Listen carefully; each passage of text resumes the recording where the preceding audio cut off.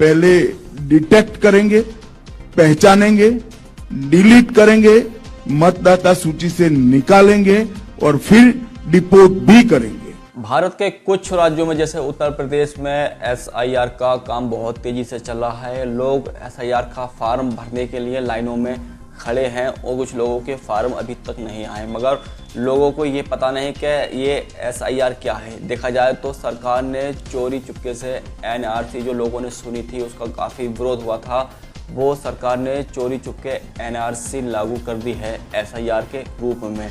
जिन लोगों के माता पिता या दादी दादा नाना नानी का नाम 2003 की लिस्ट में था उन लोगों का तो ठीक है, उनको भारत की नागरिकता बड़ी आसानी से मिल जाएगी।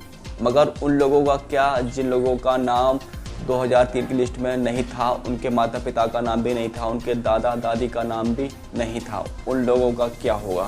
चलिए आज बात करते हैं एनआरसी यानी नेशनल रजिस्टर ऑफ सिटीजनशिप की, यानी राष्ट्रीय नागरिक रजिस्टर की। एनआरसी एक रजिस्टर सूची है जिसमें भारत के वैध नागरिकों के नाम दर्ज किए जाते हैं। एनआरसी क्यों बनाया गया और क्यों सरकार को एनआरसी की ज़रूरत पड़ी, ताकि यह पता लगाया जा सके कि देश में कौन अवैध तरीके से रह रहा है और कौन देश का नागरिक है, कौन वैध तरीके से रह रहा है देश में। वैसे तो एनआरसी का इतिहास काफ़ी पुराना है। पहली बार ये 1951 में पहली बार पूरे भारत की जनगणना के बाद एनआरसी बनाई गई थी। इसे बाद में असम में अपडेट किया गया था 2013 से 2019 के बीच, क्योंकि वहां पर लंबे समय से बांग्लादेशियों का घुसपैठ का मुद्दा चल रहा था। इसीलिए सबसे पहले भारत में असम राज्य में एनआरसी लागू की गई थी। असम में एनआरसी में क्या हुआ था, असम में हर व्यक्ति को अपने नागरिक होने के लिए दस्तावेज दिखाने पड़े, जैसे कि 1951 की एनआरसी या उसके बाद के पुराने कागज या 1971 से पहले स्कूल या ज़मीन या जनगणना रिकॉर्ड या माता पिता से रिश्ता जोड़ने वाले दस्तावेज मांगे गए थे असम में लोगों से, और कई लोगों के पास पुराने दस्तावेज नहीं थे, इसलिए विवाद वहां पर पैदा हो गया। आइए बात करते हैं कि क्या एनआरसी पूरे भारत में लागू होगा कि नहीं। भारत में अभी सिर्फ एक ही स्टेट यानी एक ही राज्य है, असम है, जहां पर एनआरसी लागू हुआ है। पूरे देश में एनआरसी लागू करने का कोई आधिकारिक ऐलान अभी तक सरकार के द्वारा नहीं किया गया। वहीं बात कर लेते हैं दूसरी तरफ दूसरा कानून सीएए यानी सिटीजनशिप अमेंडमेंट एक्ट यानी नागरिकता संशोधन कानून।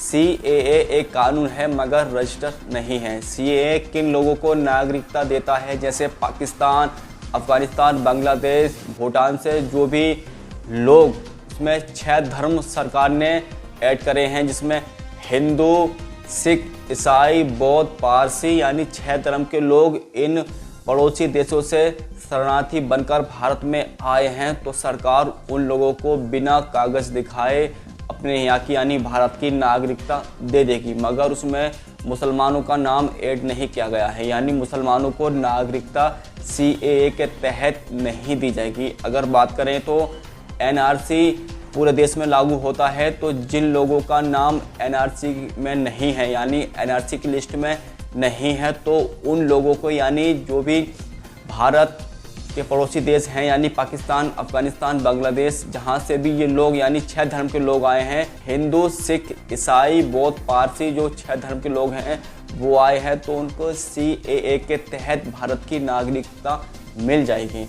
यानी कि इन 6 धर्मों के लोगों को भारत की नागरिकता मिल जाएगी। मगर जो मुसलमान शरणार्थी हैं यानी पाकिस्तान या अफगानिस्तान या बांग्लादेश से भागकर यानी भारत में आए हैं, उन लोगों को सीएए के तहत नागरिकता नहीं दी जाएगी। देखा जाए तो ये पूरी तरह से ये बिल मुसलमानों के खिलाफ आपको लगता है कि नहीं, यानी जो भी लोग बाहर देशों से भारत में शरणार्थी भागकर आए हैं, यानी हिंदू हो, चाहे बौद्ध हो, चाहे सिख हो, चाहे पारसी हो, चाहे जैन हो, उन लोगों को सरकार नागरिकता देगी बिना कागज दिखाए, यानी उनके पास कोई भी कागज नहीं हो, यहाँ तक कि आधार कार्ड भी नहीं हो, फिर भी उन लोगों को भारत की नागरिकता दी जाएगी सरकार द्वारा। मगर सीएए के तहत मुसलमानों का नाम नहीं जोड़ा गया है और ना ही मुसलमानों को भारत की नागरिकता दी जाएगी। एनआरसी जिसके पास भारत की नागरिकता है या दस्तावेजों से उसने सिद्ध कर दिया है, उसने कागज दिखा दिए कि मैं भारत का नागरिक हूँ,